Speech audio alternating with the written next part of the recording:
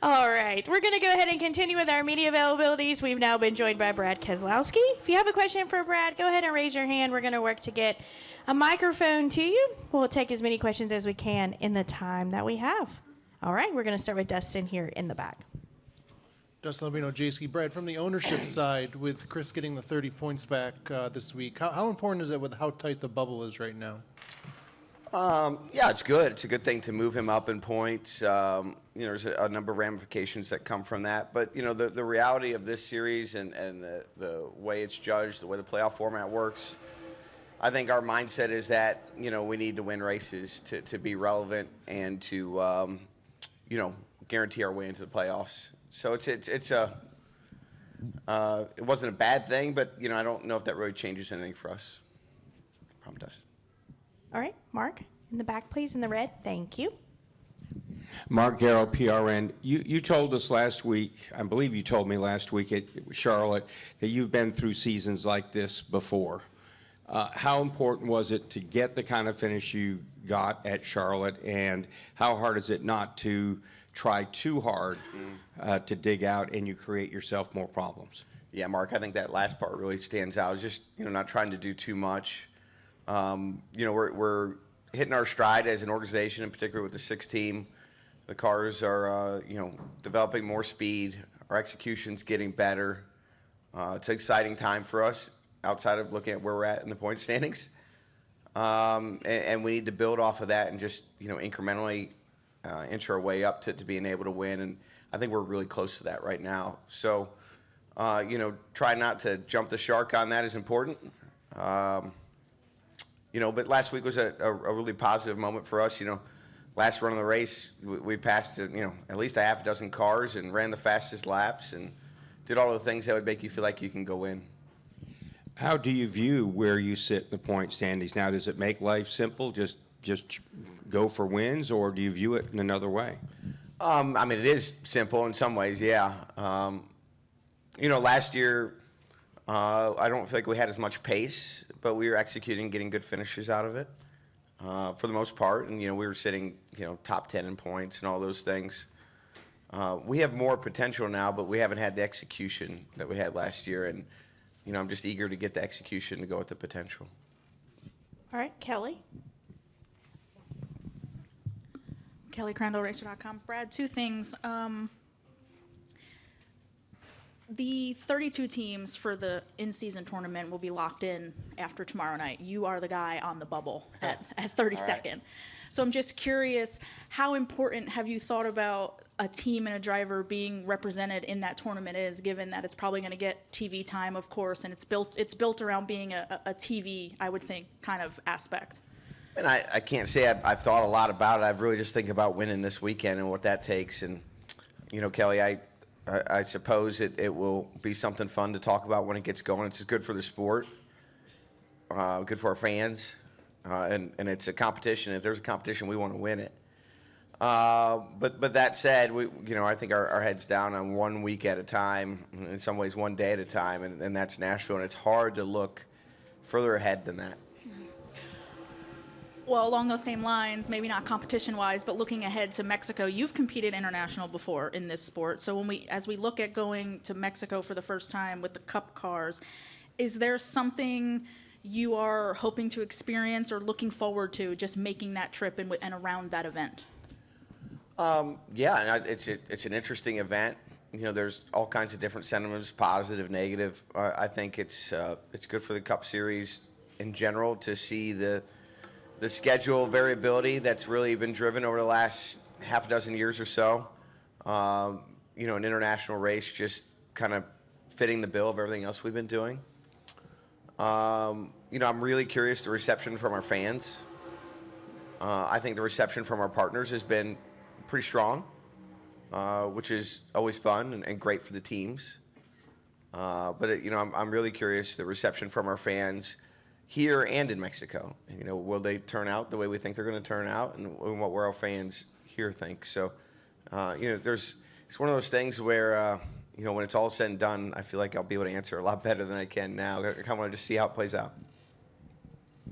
All right, I think we have additional questions. All right, we'll go Dustin, then I'll work the microphone to the back. Go ahead. Dustin Long, NBC Sports. Brad, 2 big penalties within a short period of time to your teams. As an owner of the organization, what's the message? Is it pushing too much? Is it a little bit of carelessness in some cases? Or how do you address this situation and tell your people to prevent it?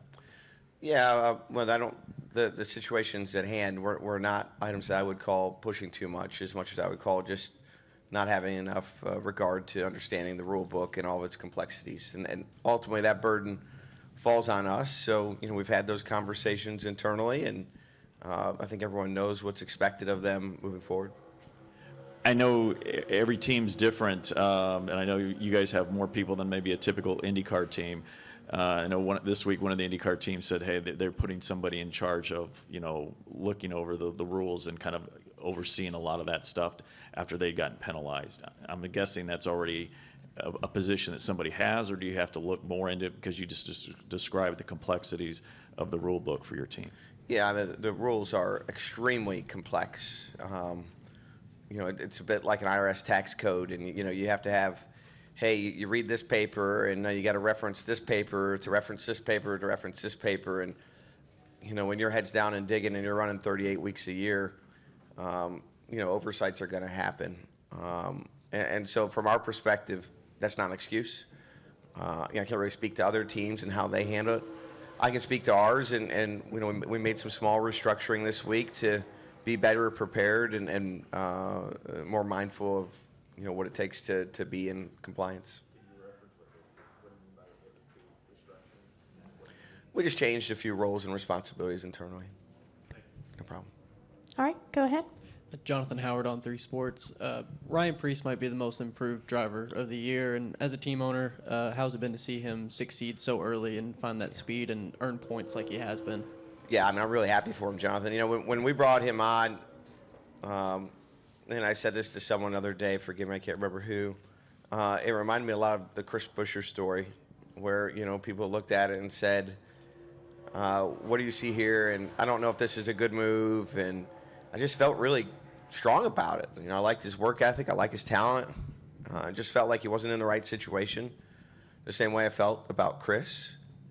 It just felt like the burden was on us to put him in the right position and to allow him to thrive in kind of the scheme that was made for him. And he's done just that. He's put in the effort. He's very hungry. He's very driven. He's in a spot where he's got people that I think really believe in him and are engaged with him in a system that is very supportive, and he's showing what he can do. So I'm thrilled for him. I'm eager to see him win.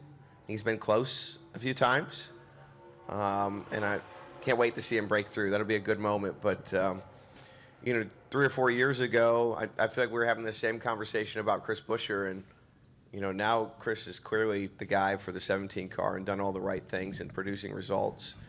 And I feel like we're going to be saying the same thing over the next few years about Ryan. Okay, Lee, go ahead. Lee Spencer, Sirius XM NASCAR Radio and CatchFence.com. I'm curious, you've had a lot of success on concrete tracks before, Dover and Bristol. What makes this concrete different, where you're still looking for your first top 10 result? Yeah, well, we've had some really good runs here at Nashville. We haven't been able to get the finish on the Cup side here, but I won my first race ever here in NASCAR, which was great in 2008. And what I've always enjoyed about it is the concrete is just really, really unforgiving. It takes a lot of discipline.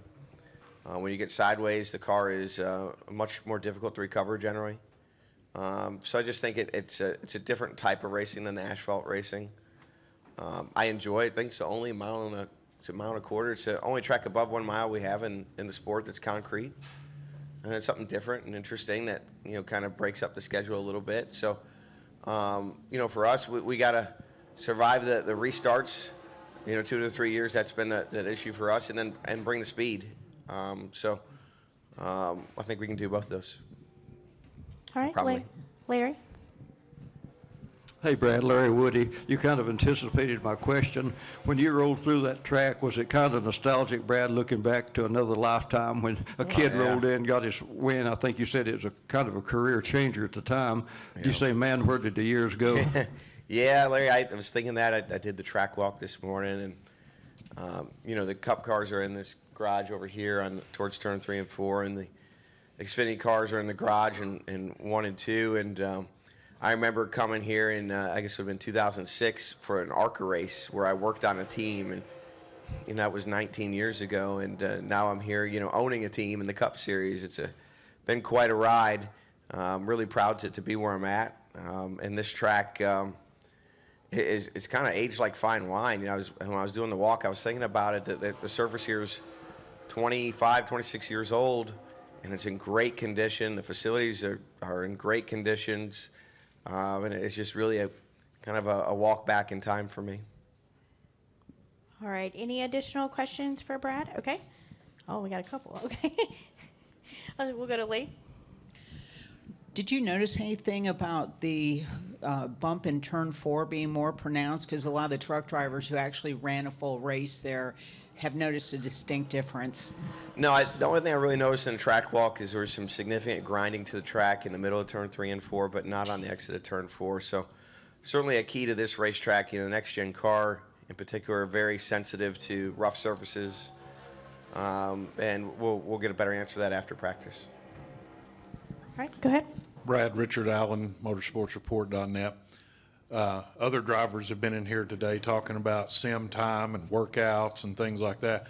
With you being a team co-owner and having to deal with sponsors and things of that nature, how are you able to delegate your time so that you can do those things too? It's a delicate balance, trying to make sure we fulfill the needs of the team, and I'm doing the things I need to be prepared as a race car driver.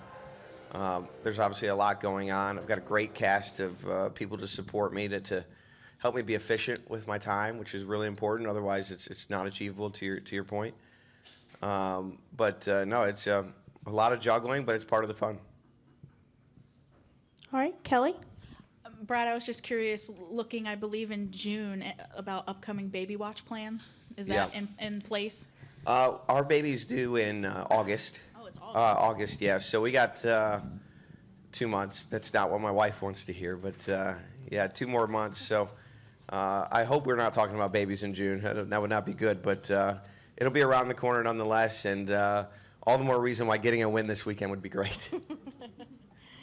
All right. Any final questions for Brad? All right. Brad, thanks for your time. Best of luck this weekend. Thank you. Good to see you, man. Appreciate it.